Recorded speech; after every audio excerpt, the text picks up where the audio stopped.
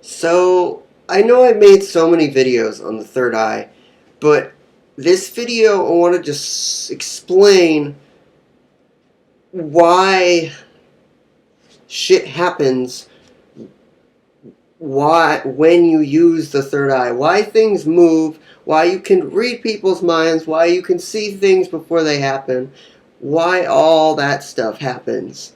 Because if you go to any website, it's going to be all spiritual and shit.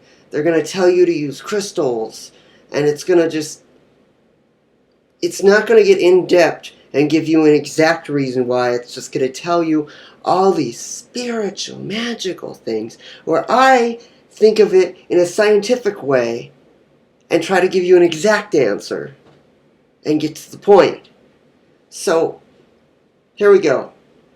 Ever seen the movie Matilda? You know, the little psychic girl who's like 8 years old. She goes to school. She has an abusive principal. She beats the shit out of the principal with erasers in that one scene, and then she robs her house for like a doll and gives it to the teacher, and then she just is like a really fucked up little girl if you think about it. Then there's a movie um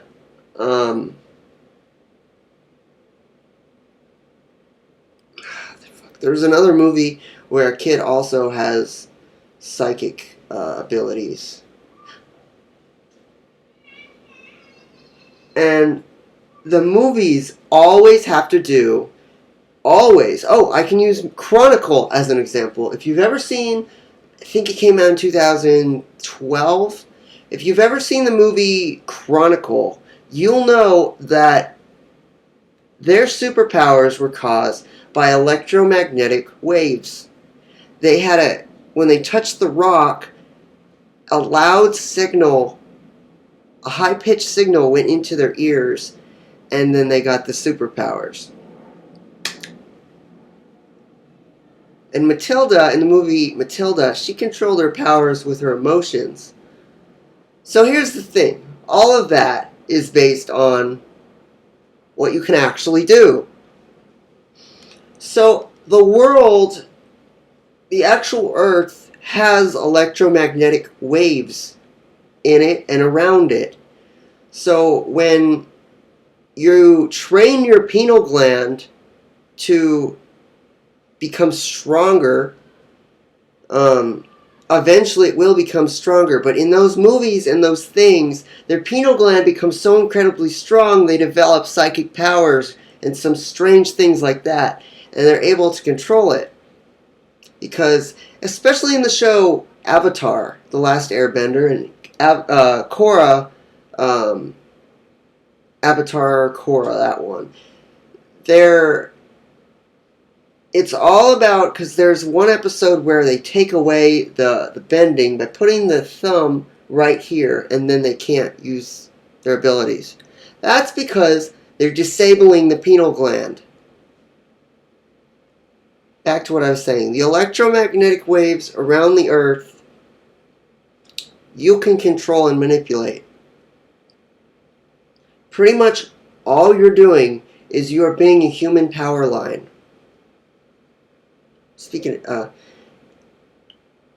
You are controlling those waves that are already there to move things, to hear things, to smell new things you never smelled, to know things you've never known.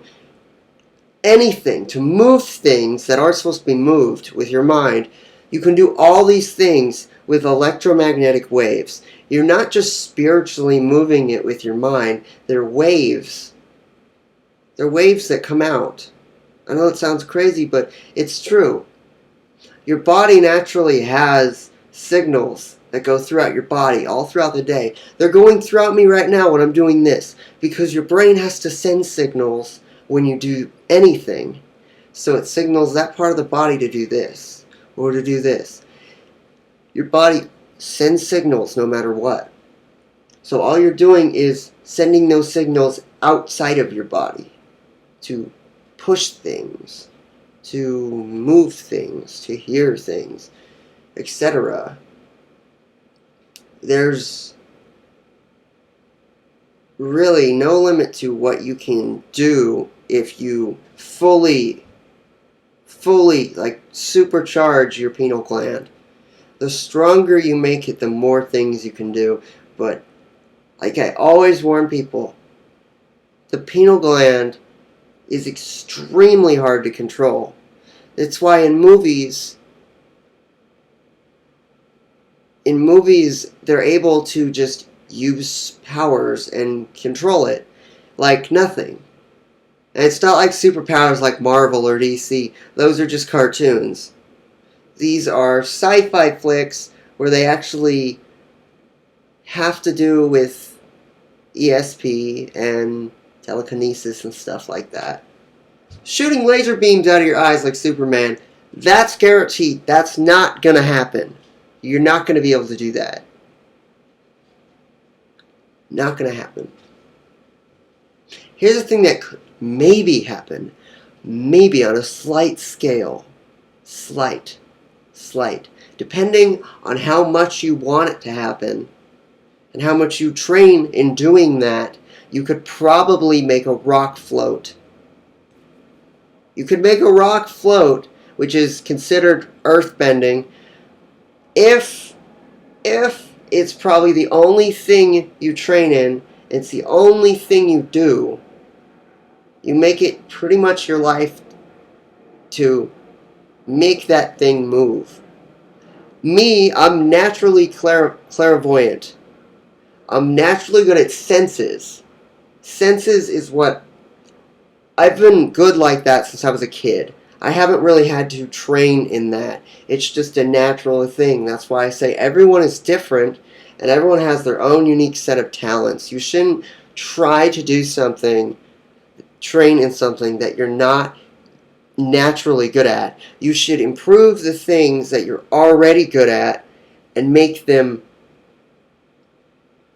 mastered. You should master the things you're naturally good at, your natural talents.